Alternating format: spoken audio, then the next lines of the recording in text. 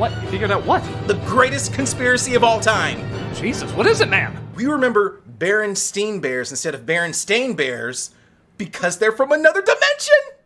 Oh, no, that's not it. It's because Berenstein is a more common name. If you say it really fast, they kind of sound alike. Also, the cursive A looks very similar to a cursive E, so it's an easy mix-up. Well, I have this parallel dimension theory about Oscar Mayer. Same thing. The A looks like an E. It's just upside down. Well, how about... George's tail. Most monkeys have tails. That's not such a big reach. But then there's... Fruit Loops. That's literally how fruit is spelled. Why wouldn't you think that? Well, you can't explain... Monopoly Guy's monocle. He's a human version of Mr. Peanut. Another easy mistake. Oh. See, everybody thinks there's a big, crazy reason why all these Mandela effects happen. Wait, that one! Everyone thinks Nelson Mandela died. He did. Oh, yeah. Most of the time, it's just easy to explain reasons that honestly make a lot of sense. There's no parallel dimension or secret government cover-ups. Most of the time, it's just people are dumb. I guess you're right. You want to know the weirdest theory I had? Not really. Everybody swears you reviewed Baby's Day Out, and I thought there was a timeline where maybe you did. No, that one's true. What? It's not looking good. The Baby Day Outians have brainwashed all their reality. Everyone is convinced that you never reviewed Baby's Day Out. Monsters. Wait, this is totally real? Of course, Malcolm. They want to destroy all the bad reviews of the movie. Just look at that flat, apocalyptic world with Great King. This is happening, man. Well, I want to help. Nope. Nah, just kidding. Come on, you knucklehead. Baby, stay out! This is the perfect tone for this kind of movie.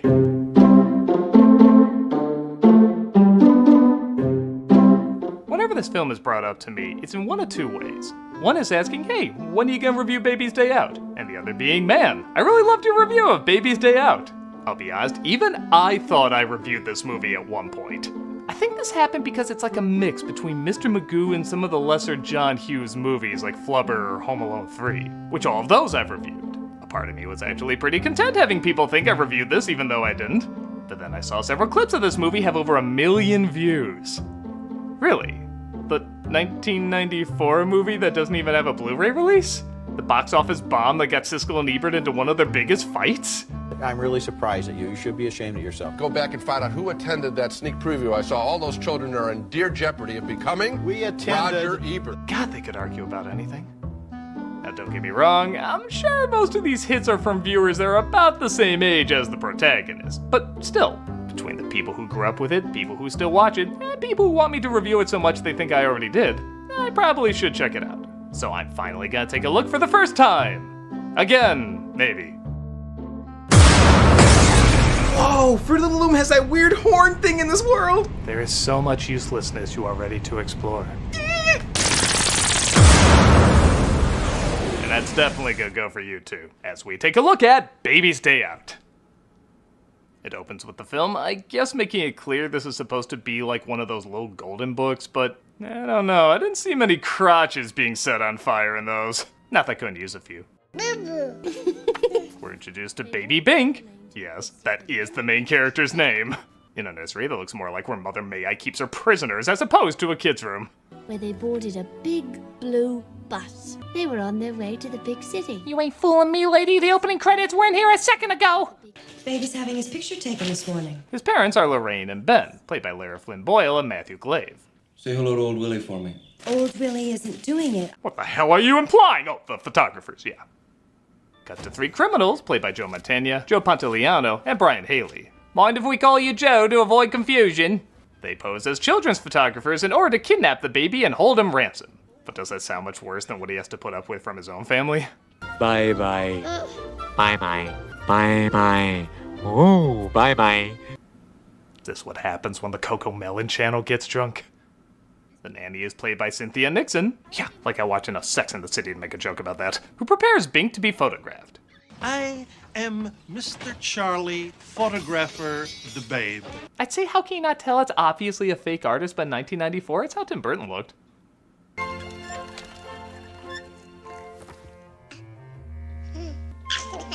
little young to read Ralph Steadman's Animal Farm, isn't he? 10 minutes in for post-Home Alone John Hughes. Surprised there hasn't been a crotch shot yet. I take it back. I'm surprised there's not a character just named Crotch Shot in this. May I ask one small favor? may I have some time alone with the child? Out. Get out of my house. If there's any other response from the mother, the baby deserves to be taken away from her. I need to study his marvelous little features. He does well with the persons he is not intimate with. Oh my God! I'd say check a watch list, but with talk like that, just check a telephone pole. I think he's the silhouette guy in all those drawings. I'll be back in 15 minutes. You'll be back in 15 years, lady. They, of course, leave, and the crooks take the baby. Again, after the way he was talking, I think it's the least horrible scenario. And the mother discovers she's been duped. Where's Bink? With their intelligence, I doubt they'd even know how. Who is this Police? They say they want $5 million for his return, which makes sense. I should buy them some lessons on the bare minimum of looking after a baby. How do you tell the front from the back on these diapers? Are there pockets in the front? Wouldn't this be like abducting a dog and not knowing how dog food works? Put him in them regular baby clothes. That fruit suit's a giveaway that he's a rich kid. Oh, I'm starting to see why this was taken off at Disney Plus. Keep an eye on him. That little doo-doo machine is my retirement money. How classic Chicago gangsters talk. I remember when Al Capone used to say, "Farts!" The mother says she's gonna go looking for her baby while the cops stop her in dialogue that's eerily similar like all of Hughes's work after Home Alone. There are 5 million people in this city and thousands of places where your boy could be. Your son is lost in one of the biggest cities in the world. Have you ever lost a child? No, ma'am. Then you can't possibly know how I feel. I apologize. Do you have kids? Yes, ma'am. And what would you do if one of them was missing? I'd probably be doing the same thing you're doing. Thank you. It's also ridiculous to feel any sympathy for this woman when she was tricked so easily. You can't possibly know how I feel. I heard you were duped by Three Stooges costumes and abandoned your child the same way someone would abandon a cookie to Cookie Monster. So I imagine you're feeling dumb. The baby sees birds outside and climbs out on a ledge, following them.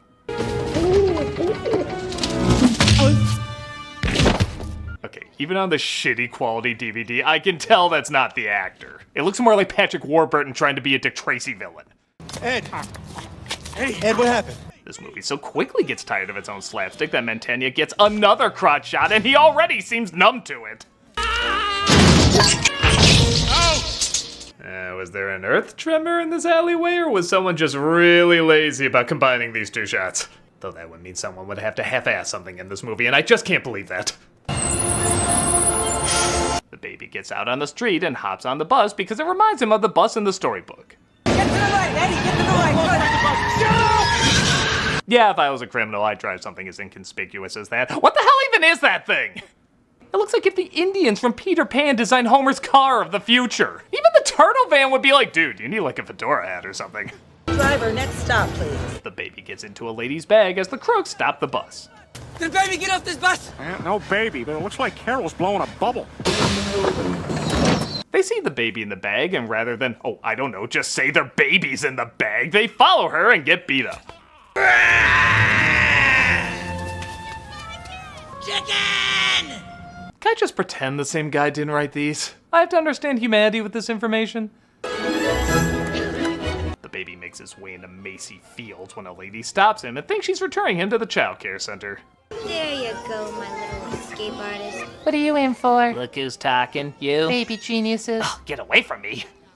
He leaves the child care, which honestly he was there for so little I don't even know why it was written in. And oh boy, Mr. Duncan never recovered from not giving that money to the children's hospital, did he? Come on, hookers and blow don't pay for themselves. The baby makes his way in a cab when the parents get a tip-off of where their son might be.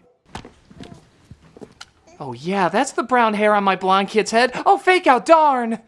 You have a beautiful little boy. Eh, he's close enough, I'll take him. But she's a girl. I'll take him. I believe in my heart that someone somewhere watches over the babies. You see, I read the Bible and nothing bad ever happens to babies in there. The baby makes his way to that famous Chicago zoo simply called Zoo, and the crooks aren't far behind. Don't worry, that's a stunt, baby. He wouldn't endanger the life of that driver. Man, that guy was listening to his sound effects loud. Thank God he was nowhere near our feet. I worked at Burger King 3 years. This is worse than that. Agreed, I'd rather work at Burger King for 3 years than watch this hour-and-a-half long movie. They name the website Chris Hansen uses to catch predators. Baby tracks. And they follow them to the guy in a gorilla suit exhibit. And tell me if you make sense of this scene.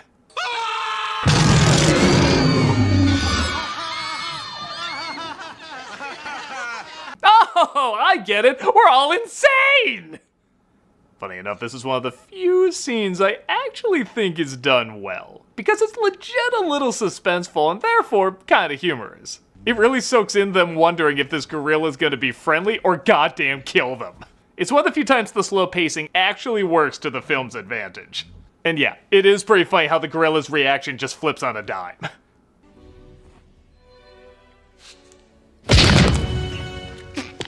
Pantaleano is like, okay, is this my test in the Matrix? Like, Neo gets the lady in the red dress and I get the gorilla? Cause it ain't fair if it is! In a very strange choice, they show a close-up of a sign that reads, "Don't cross the guardrails." So, anybody that kidnapped a baby and lost him at a zoo, take notes. But Mantegna tries to sneak him out while they sleep. It doesn't work. Should I do a third crotch shot? I'm too depressed this movie made me ask that. The baby gets out, and I will give the film a little credit. Even though this is clearly a guy in the suit, it does look a lot more convincing than the poster. Like, this is at least passable in a movie. This is the lead for Rockafire Explosion. Could you honestly not even get a clip from the movie? Like, what? I'll just put the title randomly somewhere. Boom! Poster. I did that in like a second. What's wrong with you? Oh, wait, I forgot. This is half Lifetime Movie of the Week, too. All I wanted was my baby's picture in the paper. I got my wish. Baby's Day Out rated worst 94 film since Exit to Eden. They once again find the baby, but the cops find their car, so they try not to be conspicuous. Beautiful day, huh? You know anything about John and Elliot's breakup? I've been having battery trouble. I think this character's goal is to stand out as the most uncomfortable creep in all of Chicago and see how long nobody notices. To be fair, it does take us a bit of time. That's cute. You think his crotch can feel anything at this point. It's been so busted up, it looks like a radioactively mangled pork sausage. Got a bad heart. This bit goes on way too long and overstays its welcome, but I do like the way he says this one line. I'll be right with you. I just have a cramp in my leg. It sounds like Miss Piggy getting eaten out in both meanings of that phrase. Why do I feel like if there wasn't a zany music, this would be a Chucky movie?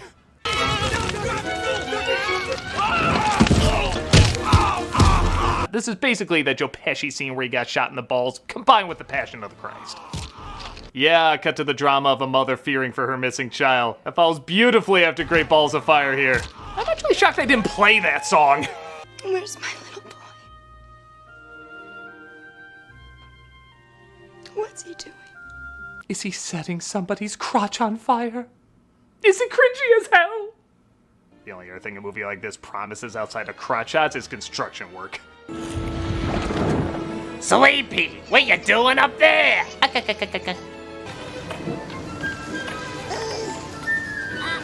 Wow, even for Baby's Day Out effects, those are real Baby's Day Out effects.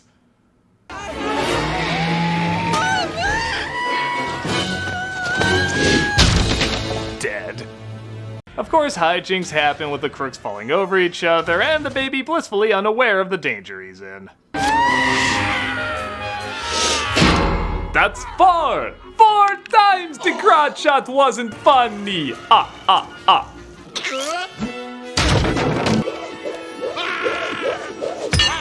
With all the brain damage they suffered, do you think they even remember why they wanted the baby? Do they even know their names at this point?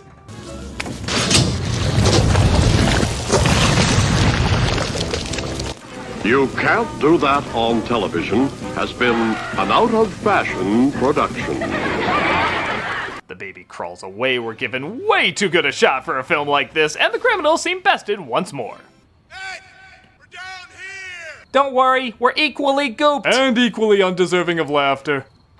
The police report on all the sightings, and the nanny puts together that he's following his favorite children's book, so she knows where he's gonna go next. Because obviously the baby's geography of the city is spot on. This might be stupid. It's the kid on television, the one that... Come on. I kind of hate how instantly endearing this actor is. He has like a minute of screen time, and already I think he's secretly Santa Claus. They sing the most pitch-perfect rendition of This Is the Army, Mr. Jones. This is the Army, Mr. Jones. No private rooms or telephone. The choir for Hunt for Red October isn't as angelic as these 12 old men. And Mom and Dad are finally reunited with Bink. Christ, I still can't believe they called him that. But wait a minute, I think Binky's trying to tell us something. That's not a boo-boo, that's a TikTok. He means his boo-boo's back there. That's where he's been. This whole movie's a boo-boo. Boo-boo in the boo box wouldn't be as big a boo-boo as this boo-boo. Tell them to turn around. We're going back to the TikTok to get the boo-boo. Frank, you just pretend we're filming a real movie? Can you just pretend we're not both dead inside? Didn't think so. They go to the TikTok where our villains are healing, but there's no rest for the wicked. You're surrounded. Throw down the boo-boo. And just a reminder, John Hughes used a different name for these films because he thought they were lesser work. This, he was proud of. The baby's having his picture taken tomorrow. Say hello to old Willie for me. I found this great place called Wet Bandits Photography. And that was the guy who brought us The Breakfast Club. How do you think it was? It's not good. It only has one joke of baby laughs while criminals get hurt, and most of the slapstick isn't fast enough, creative enough, or even painful enough. I know this is meant for teeny tiny kids, but even as those movies go, it's pretty lackluster and unimaginative. Granted, there are much worse. There aren't many moments that were painful or made me angry. The acting isn't good, I guess, but I can't say it's bad either. Everyone just gives the standard performances you've seen a million times from these type of characters, but admittedly, I have seen it done in a more annoying way in other flicks. It's just lame. It's a lame movie. I can't find a ton to truly despise about it, but I can't find a ton to enjoy about it either. Well, I hope you enjoyed the real review of Baby's Day Out and... Whoa, what happened? You reviewed the movie! Yeah, so that reality disappeared. Oh, you sound disappointed. We are! Jif Peanut Butter had a Y at the end. Looney Tunes had 4 O's. And Pikachu had that little black thing on the end of his tail. Feels so wrong living in a world without him having that little black thing at the end of his tail. It's on the tip of his ears, it should be on the tip of his tail! Look, this stuff is fun to talk about, but we shouldn't obsess over it. We should feel complete knowing we don't know everything. Never! We need to know everything about every Mandela effect. But they'll warp your mind if you fixate too much on them. They're everywhere. Yeah, like where? Like how the gun you tossed Malcolm earlier changed in between shots. Wait, when? Before you went to the portal. Don't believe me? I don't know. Go back and check. I feel like if we do, you win somehow. Okay, then don't go check it out. He could just be saying that so we will go and check. Okay, then show some self-control and don't go back and check. Okay, we won't. But you will. Nonsense. It's just a gun in between shots. It has no impact on us. But you will.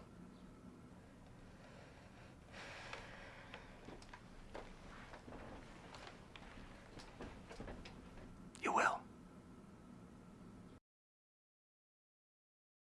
Bye bye. Oh, bye bye. Your cats. Is